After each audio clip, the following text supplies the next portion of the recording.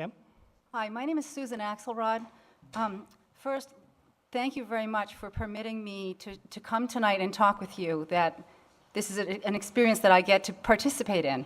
And I'm sorry, I'm very nervous. I'm not comfortable with this. Take your time. Thank you. But I'm also, I have a story that I'd like to share with you, but it's not a story that anyone in my life knows. My friends we don't talk about my story. And it's hard for me, so sorry, just bear with me here. When my daughter was about 3.5 and my son was about 1.5, we became pregnant with a very much wanted and loved baby. My third child, at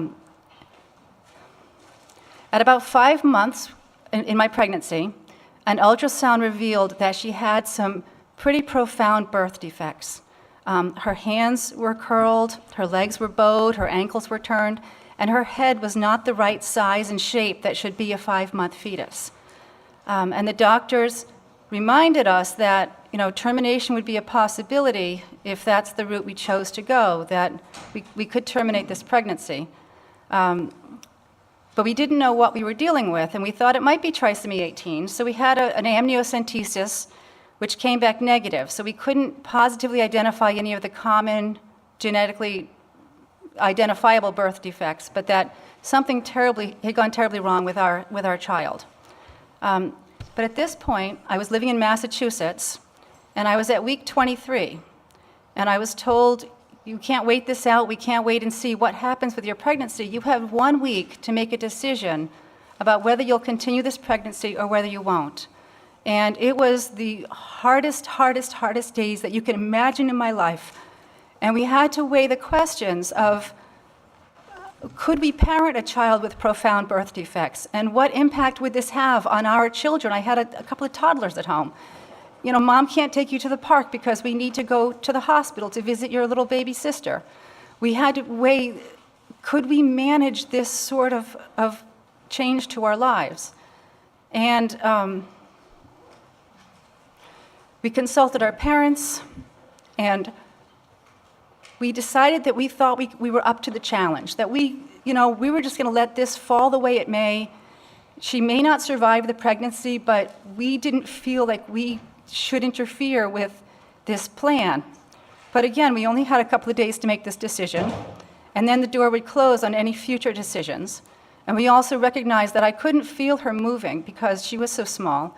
And if she died and my body didn't spontaneously abort, I wouldn't know. And that could have been very, very dangerous for me to be carrying a pregnancy that had ended. So we went to one of the hospitals in Boston for the super duper fancy 3D ultrasound. And at that point we learned that my daughter was in congestive heart failure, she had no lungs, and she had no stomach.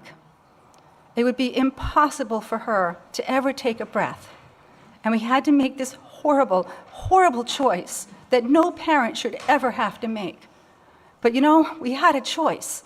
And that is so critical to me, that we had a choice. We had to sit and search our hearts and find our choice.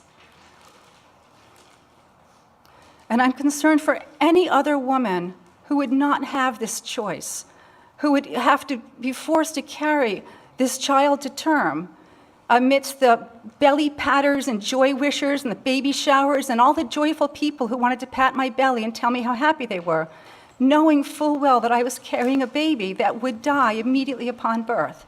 My children were excited, friends were offering to give me clothes and baby things, and I'm carrying a baby that's dying. And our legislature here in Rhode Island is saying that I should be forced to continue that pregnancy regardless of this situation. And the only outcome from my situation would have been to carry my baby to term and lay on a bed and watch her suffocate the moment she was born. And I can't believe that the Rhode Island legislature would choose that outcome for my devastatingly horrible pregnancy. I'm just devastated that you would consider, should Trump and Pence get some kind of maneuverability, that any woman would ever have to face the kind of decisions that we had to make and not even have that decision to choose between herself, her husband, her parents, her doctor, the people that need to make this decision. And I know that some states have passed some legislation saying if the birth defects are bad enough, you can abort. So what, we have to go before some judicial body and prove our case? I have to submit my medical records to some jurisdiction that's going to decide if my baby has enough birth defects to warrant that sort of intervention? Please permit women to take the responsibility for their own future and their own destiny. Like, I can't even imagine how this would have been. It was horrible enough without having to give birth to my daughter and watch her die in my arms. I realize that you probably don't hear stories like this very often. I've been here all day and I haven't heard a story like this. But I want you to not think that it's because it doesn't happen. There are many, many of us out there who face these questions every single day. My friends don't know because I can't talk about it. I don't want to be a victim. I don't want people to feel sorry for me. It's just my story that I take with me. If you don't hear these stories, it's not because people don't have them and women don't suffer this every day. And there are plenty of other stories that aren't like my story, but other women struggle with these decisions. This is not an easy choice. Here I am 13 years later, every day being, oh my God, what have I done? In my head, I know I made the best choice for my child. Would she have suffered? Would she feel pain? Would she ever leave a hospital? What kind of life would my child have had? I don't know if she ever would have had a moment of life, even, okay. So I just please want you to consider to not ever permit another woman to have this sort of decision and not be able to make this sort of decision. So thank you very much for letting me talk with you today. And if you have any questions, I'm happy to answer questions. Thank you. Representative McEntee? Thank you, Mr. Chairman. Susan and I are friends, and she is my constituent. And thank you for sharing that compelling story.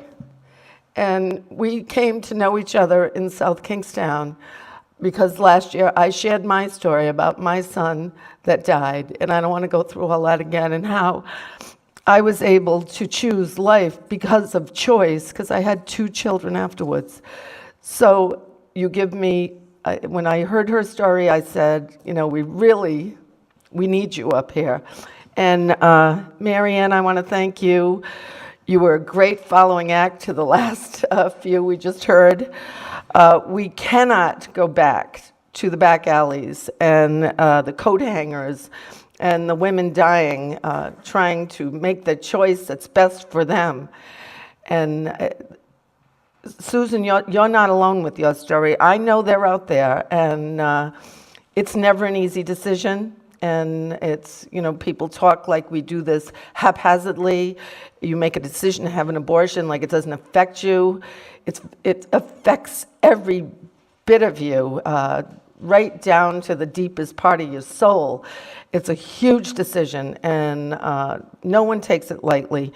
And when I hear the discussion about protecting the unborn, protecting the children, who are better protectors of children than we women?